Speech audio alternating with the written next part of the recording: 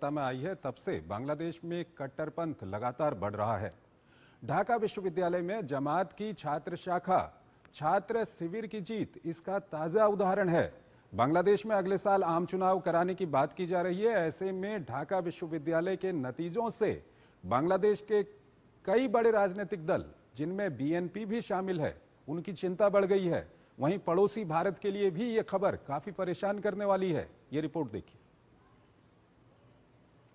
यूं तो पिछले एक साल में कट्टरपंथी सोच ने बांग्लादेश में तेजी से अपनी जड़ें जमाई है, लेकिन अब लोकतांत्रिक मूल्यों और उदारता का आखिरी किला भी ढह गया है।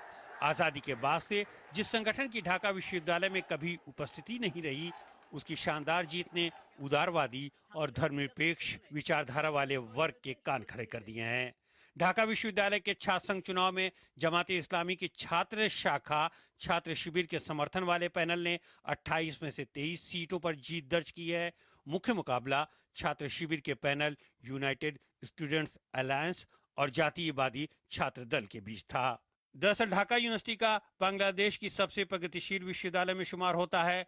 छात्र शिविर की जीत का मतलब है कि कट्टरवादी संगठन ने ढाका जैसी यूनिवर्सिटी में जगह बना ली है। छात्र शिविर की जीत पर कांग्रेस सांसद शशि थरूर ने गंभीर चिंता जताई है। उन्होंने एक्स पर लिखा कि शायद ये अधिकतर भारतीयों के लिए एक मामूली खबर हो, लेकिन यह आने वाले समय के लिए चिंताजनक संकेत है। उन्होंने इस चुनाव के नतीजों के बांग्लादेश में फरवरी में होने वाले आम चुनाव पर पड़ने वाले असर को लेकर भी सवाल पूछे।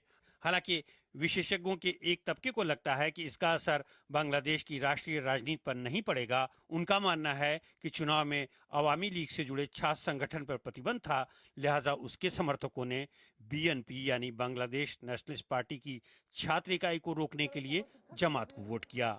लेकिन कई जानकारों का मानना है कि जमात की जीत इस बात की ओर इशारा कर रहे हैं कि बांग्लादेश की ज्यादातर युवा आबादी उस संगठन की विचारधारा से सहमत है और उससे प्रभावित हो रही है। शेख हसीना को उखाड़ फेंकने और यूनुस को लाने में अहम भूमिका निभाने वाले संगठन स्टूडेंट्स अगेंस्ट डिस्क्रिमिनेशन पर जमात को तरजीह मिली। एसआर तायल हमारे साथ जुड़े हुए हैं, विदेशी मामलों के जानकार हैं, उनसे हम जानेंगे। तायल साहब, ये ढाका विश्वविद्यालय में जिस तरह से वहां पर जमात की जो छात्र शाखा है उसकी जीत हुई है, इसको आप किस तरह से देखते हैं?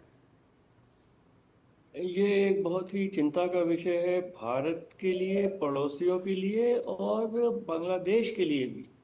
क्योंकि अगर आप जमात इस्लामी का इतिहास देखें तो जो 1971 में जिस तरह पाकिस्तान का ने रिप्रेशन किया, वो अवामी लीग